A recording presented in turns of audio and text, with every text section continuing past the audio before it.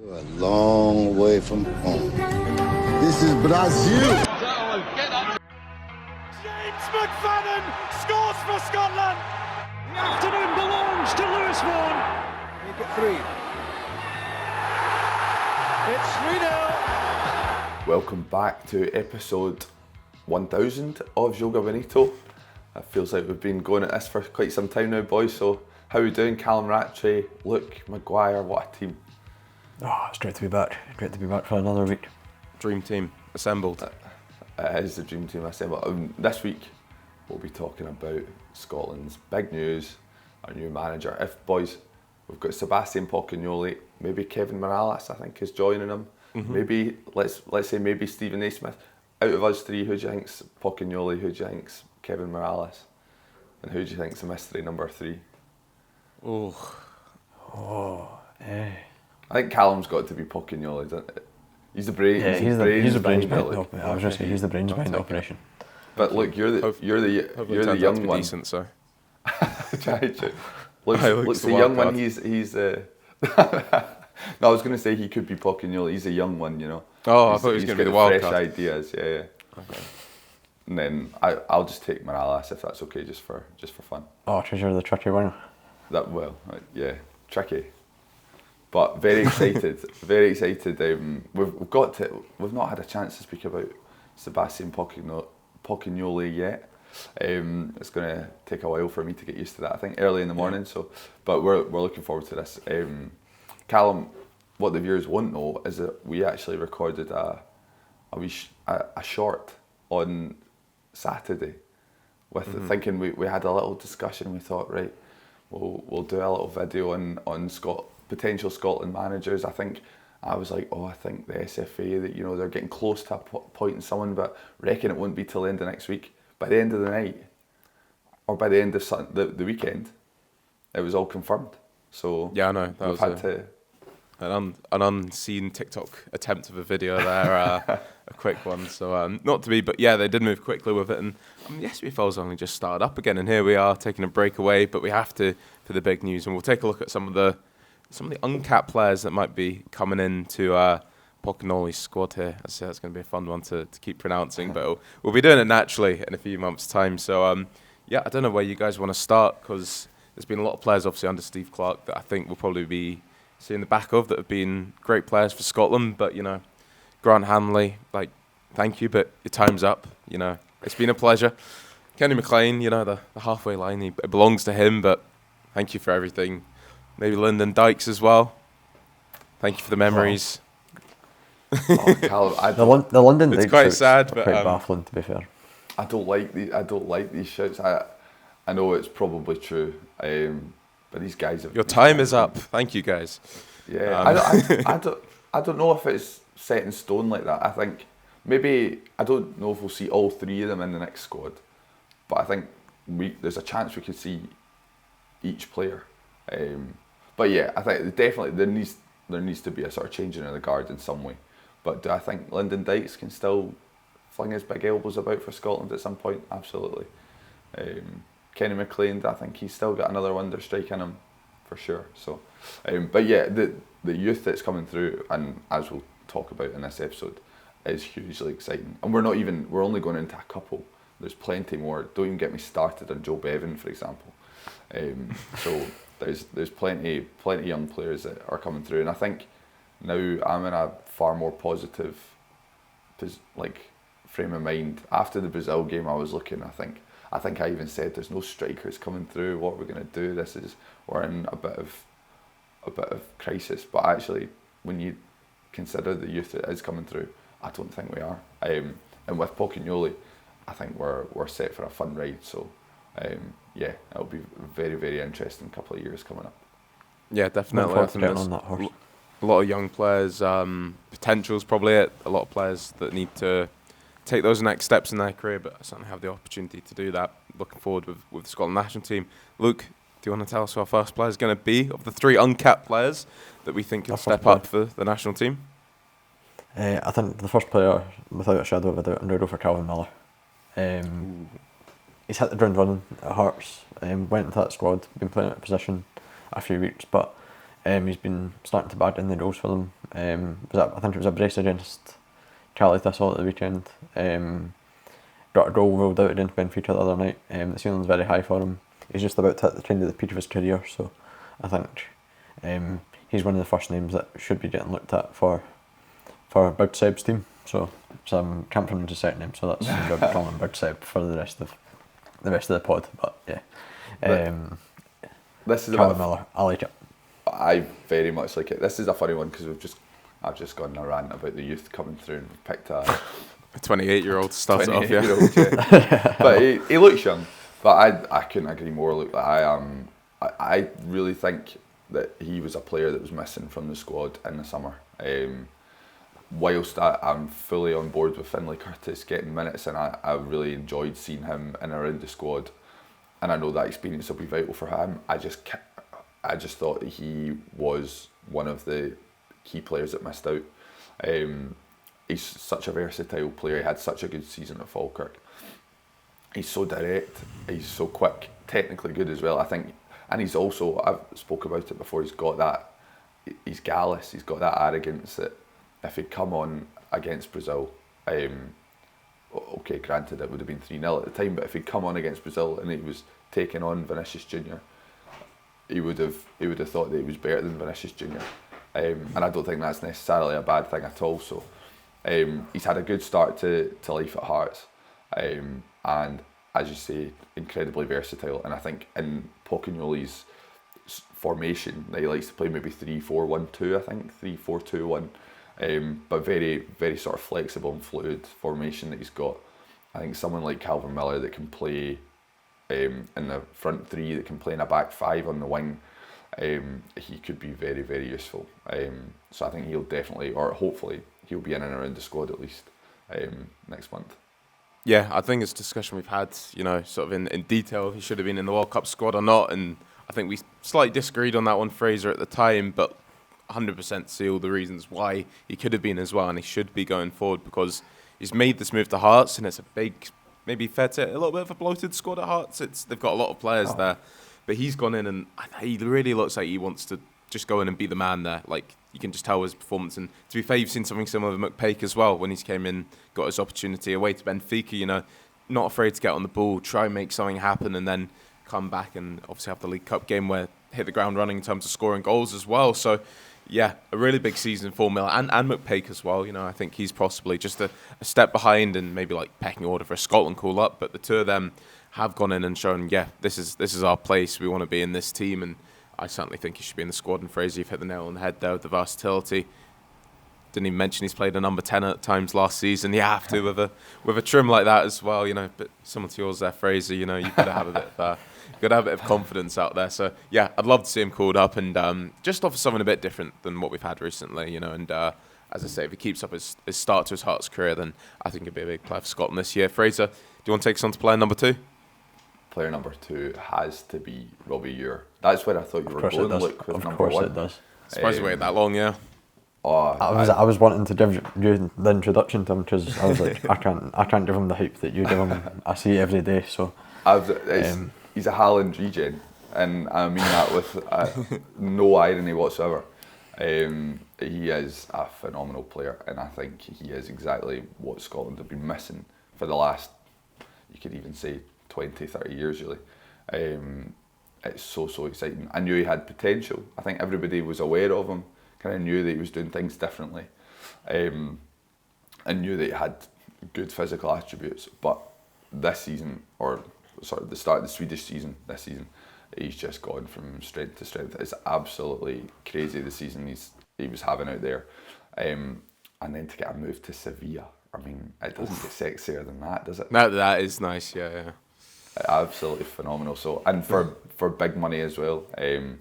So yeah, I am hugely excited. Callum kind of maybe 2 months ago sort of started properly discussing Robbie Ure, going, look, have you seen he scored 4 goals, I think, against Mjällby, the Swedish champions last season. I mean, that is 4 goals against anyone is crazy, but against the defending champions of any nation in Europe is crazy. But every single goal, even the goals that are 3 yards from the goal line, even the goals that are 12 yards with a bit of an angle, every goal is finished. It's crisp. He sticks his laces through it.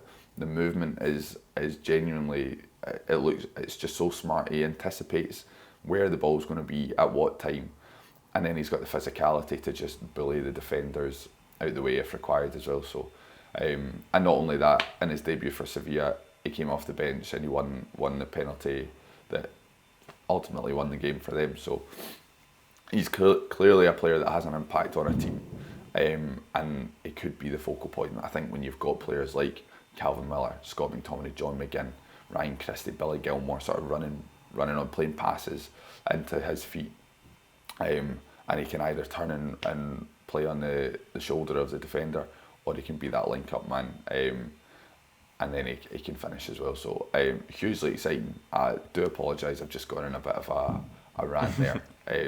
But what a phenomenal player, and I'm so excited to see how he gets on in Sevilla. And I think there's no doubt that Pocognoli will be picking him.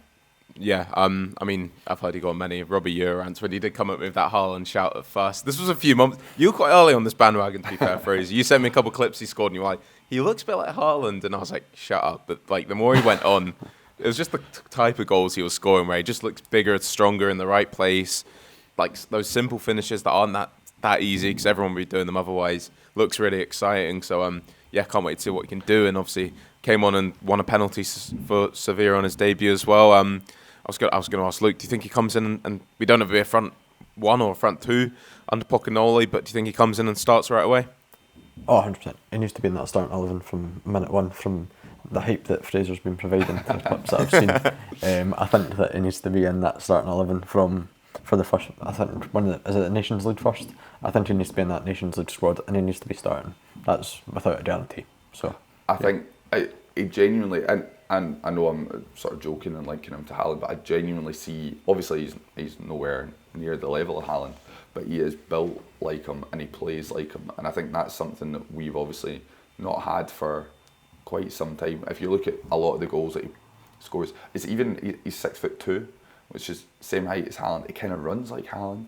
He times his run like Haaland, and then it's that when the winger gets to the byline and you can see how he's timing his run, he leaves it to that last split second, and then just at the right moment, he'll nip across the defender, stick his leg in front of the defender. It's just that he's got the physicality to match what obviously his brain is thinking at the time. So it's so exciting. I think when, especially you've got John McGinn, if we get these players that are able to get to the byline, Kieran Tierney, Andy Robertson, that can whip the ball back for him, he'll have that extra yard of pace or that extra speed of thought that maybe a Lyndon Dykes might not quite have, or Che Adams has lacked in the past.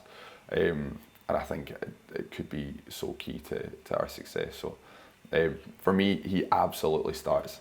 Whether it's in a 1 or a 2, he absolutely has to start. And I think Sébastien Pocognoli, unless he might have a bad couple of weeks out in Sevilla or Seville, and then maybe there'll be a discussion to be had. But I think regardless, he's earned his starting place now based on what he's been doing out in Sweden. I think it was 15 goals or something, 15 goals in 15 games, something crazy like that. So yeah, get him in. Callum, you'll obviously remember last season, I'm almost embarrassed, I am embarrassed to say this, we were within a metre of him at Fun Park last season.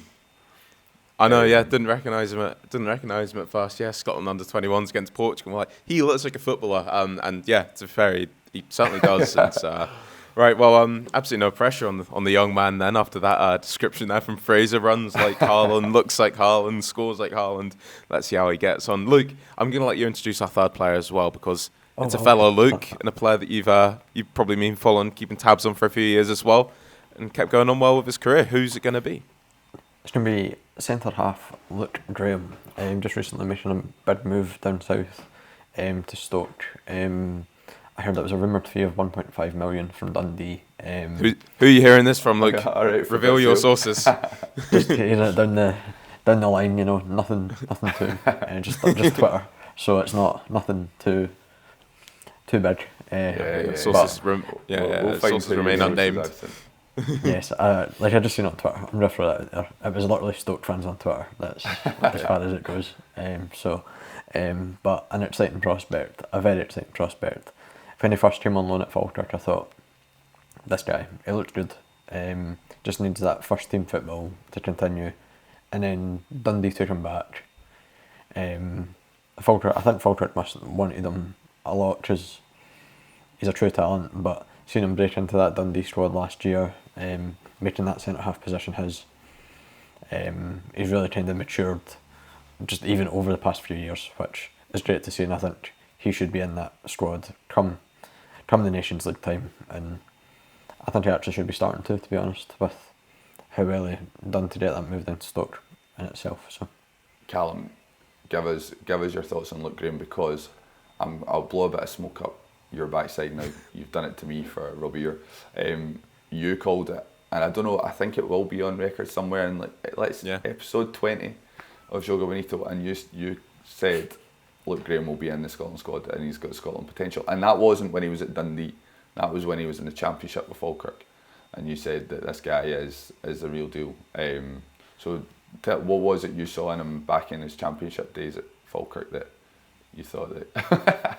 No pressure there. That was episode 2, Joga Bonito, I believe. Actually, Well, we're going right back. Gee, We're going right back to the research. start. Yeah. Well, no, I've not been looking it up. I've not been bookmarking it. I promise. Yeah.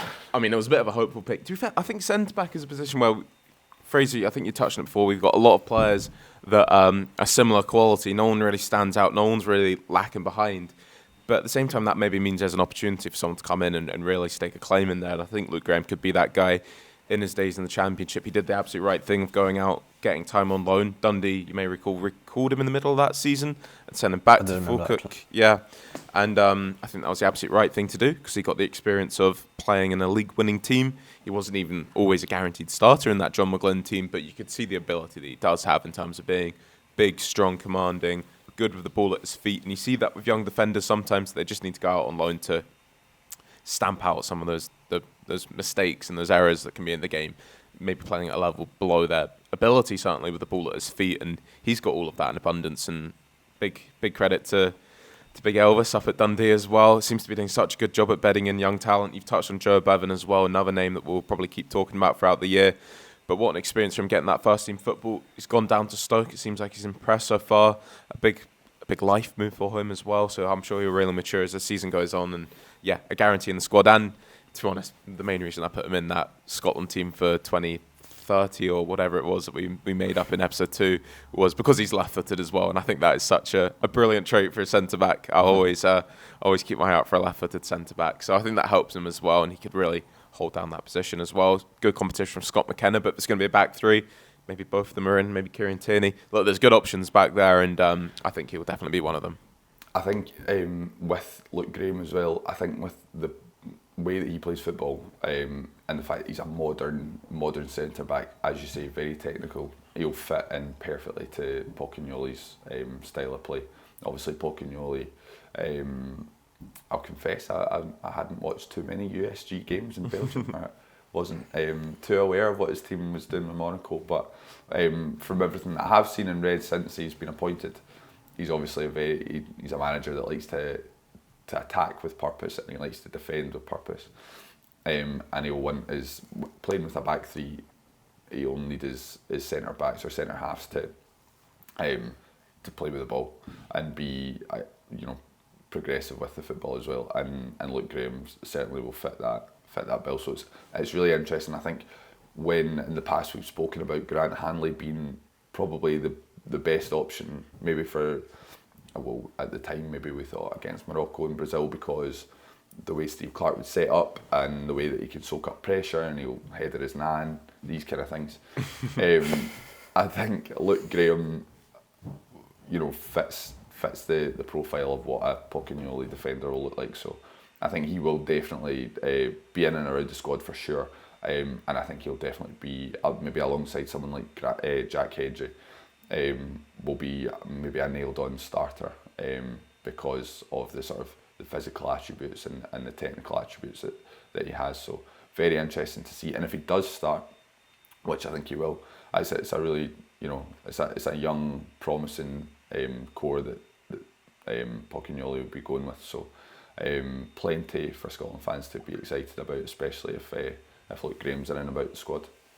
No, most definitely, and that is free players to be keeping an eye out for the upcoming Scotland squads. We'll have plenty more Scotland chat to come.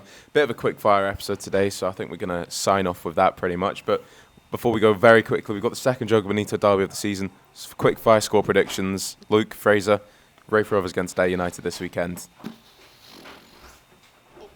1-1. 2-1. I'll go 2-1 Ayr. Okay. But it could be another bit. Some backs against the wall towards the end of that game, particularly for threadbare from the bench. What about you, Callum? I'll go 2-0 Rovers. Anton Dowd, who'll get the second. Rovers. Yeah. Come off it. If Ross Right. Taylor's playing the way he's playing, Ayr scoring.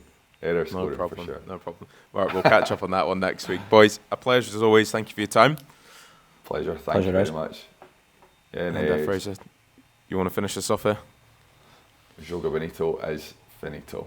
I thought we were going to get an air super rare there. Oh, I'm Ayr super aired out after the Kelly game. Kidding on. Give us right. Look, come on. Ayr super. That's plenty. That rounds up this episode. I lived in there for So you did 2 that. years, so That's another one of your teams. I'm sorry, Callum, but I will be supporting Ayr this weekend. Oh, that's fine. I like Some it. game though, Right, like one of the games of the weekend, just before we do sign off, one of the games of the weekend, I think, interesting. Interested to see how we'll cope on the Kirkcaldy pitch.